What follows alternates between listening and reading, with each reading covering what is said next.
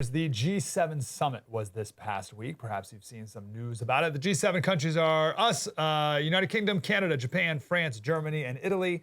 Really the first big international world stage event that our president went to. And there were many a blunder. Let's just play one of them here. He is confusing Syria with Libya. We could work together with Russia. For example, in Libya, we should be opening up the passes to be able to go through and provide food assistance and vital assistance to a population that's in real trouble. Russia has engaged in activities which we believe are contrary to international norms, but they have also bitten off some real problems they're going to have trouble chewing on. And for example, the rebuilding of Syria, of Libya, they're there. So I'm hopeful that we can find an accommodation where we can save the lives of people for example, in Libya. That's embarrassing. In his defense, Obama and Biden did drop bombs in both Syria and Libya, so I can see how maybe he would get them confused. Nile Gardiner is here from the Wonderful Heritage Foundation. Mr. Gardiner, how are you, sir? Doing very well. Thank you very much, Mike, for having me on the show today. Good to talk to you. But besides the goofiness there, what happened? Fill me in. What are some good headlines of what happened at the G7 summit? Well, as you mentioned, Mike, this was Joe Biden's first big international trip. I have to say, it wasn't exactly a very inspiring trip. In fact, I think Joe Biden was sort of sleepwalking his way across Europe, and he's now, of course, attending the NATO summit in Brussels. And the G7 summit really did very little at all, I think, to advance any kind of robust U.S. leadership on the international stage. As we saw earlier, certainly Joe Biden was very confused when he was discussing Russian foreign policy in both Syria and Libya. It's the demonstration of the kind of, faux pas that Biden makes increasingly now, both at home and abroad. And in many respects, I thought that, Joe Biden was clearly out of his depth in some of these meetings, clearly losing track of what was going on. He had to be corrected on a number of occasions by Boris Johnson, the British Prime Minister, who was hosting the summit. And of course, Biden began the summit by insulting the United Kingdom, America's closest friend and ally, by lecturing the British about their stance on Brexit and Northern Ireland. And there was a furious reaction in London to Biden's approach on this. And it's absolutely appalling, I think, when you have a US president telling the British people about their own democratic decisions. And that's not the right way to go about being the leader of the free world, I think. It's on your first point. I'd like to get back to that second one. On this first point about, it's one thing to be old Joe and kind of make a couple goof ups here and there. But as you said, out of his depth and unable to keep up and focus on what was really happening here. What are these world leaders, and what have you seen these world leaders react, either in front of the cameras, or how do you imagine they're reacting behind the scenes to America's leadership? Well, I think there's certainly a sense in Europe that Joe Biden's not as tough as Donald Trump, and that of course is being taken advantage of by some European leaders. I think Vladimir Putin is eagerly looking forward to his summit meeting with Joe Biden on Wednesday, because he views Biden as weak-kneed, whereas I think Donald Trump was a far tougher adversary for the Russian president. Also, certainly European Union leaders who were present at the G7 summit also think that Joe Biden is somebody who they can do business with. He's not as aggressive, certainly, as Donald Trump.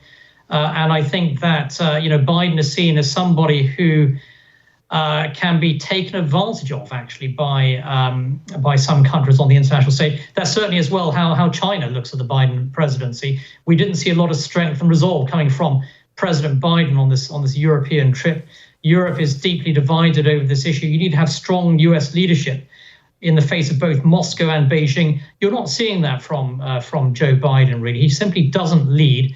He's following the Obama leading from behind approach, which isn't exactly the right message to send when you're the leader of the free world, really. No, let's put those into two categories, actually. Let's talk about Moscow and Beijing. We'll talk about Russia and China.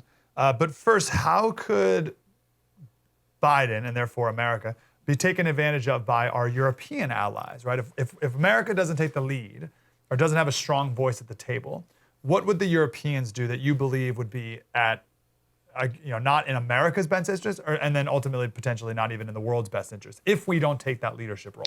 Yeah, I think that in terms of the European Union, the EU is very weak in the face of China, especially. It's very divided, and you recently had a major investment deal between Brussels and Beijing. You need a US president to basically convey the message to our European allies that they need to be a lot tougher in the face of the Chinese threat. As far as I can tell so far, Joe Biden doesn't have any kind of coherent overall strategy with dealing with Beijing. And when the US president doesn't lead, then you have all sorts of disarray in Europe. You have the appeasers who are keen to do deals with Beijing, gaining the upper hand. And I think that what you have seen in the last few months is confusion in Europe over the US position with regard to both Russia and China. This is giving an opportunity for those European leaders who want to see an appeasement approach being implemented. That includes the Germans, who have been, I think, very, very weak in terms of standing up to both the Russians and the Chinese. And Germany is the biggest economic power in Europe today. So I think that Biden sends confusing messages. It doesn't help in terms of strengthening the transatlantic alliance, and we need to have U.S. leadership on the world stage. We're not seeing that at the moment with Biden. What good could possibly come out of meeting with Putin on Wednesday? Give us a little preview on that. What is the best case scenario? What's the goal of this meeting? Because he is just going to be outstrengthed, to no question. Yeah, I don't think anything good is going to come out of this meeting with Putin, and Putin is a master operator in these kinds of meetings. He will see it as a strategic game of chess. And Biden, I think, doesn't have the ability, frankly, to stand up to Vladimir Putin. Putin really wanted this summit because he knows that Biden is lacking in resolve and conviction. Biden's exactly the kind of leader that Putin wants to deal with, because he thinks that Biden is a pushover. And Biden, for example, has been a huge pushover over the Nord Stream 2 pipeline.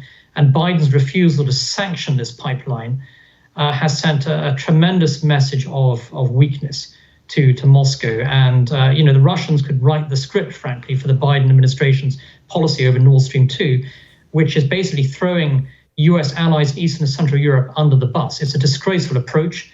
And Putin is loving every minute, I think, of what Biden is doing with regard to Nord Stream 2. He wants more of that. And I expect you'll see more of that at the summit on Wednesday.